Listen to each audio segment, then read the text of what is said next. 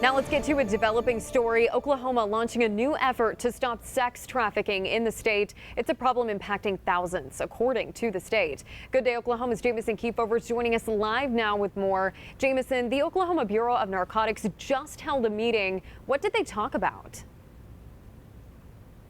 Shelby, this is a partnership that is launched by Oklahoma Bureau of Narcotics, but they're working with so many different community groups and other agencies within the state.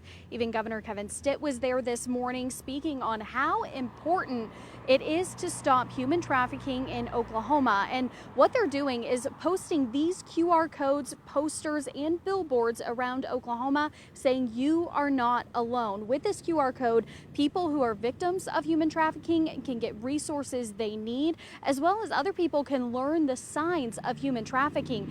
They read a statement from a human trafficking victim who was saved, and she said that if only people knew the signs of what human trafficking looked like, maybe she would have been saved sooner. But she's thankful for the people in Oklahoma who were able to help her get out of that situation. Now, several partners talked about how important this is, especially when it comes to partnerships. Law enforcement has to do their part, but then you also have non-governmental agencies like the Spring that step in and help victims kind of regain their livelihood, find a place to stay, and make sure they can stay out of that situation. But OBN says it first has to start with people reaching out, but victims do not have to talk to law enforcement. Here's what the director of OBN had to say. And I'm speaking directly to the victims of human trafficking. You have to understand that you absolutely are not alone. You do not have to reach out to law enforcement. Law enforcement, if you're not comfortable speaking to law enforcement, you do not have to talk to us.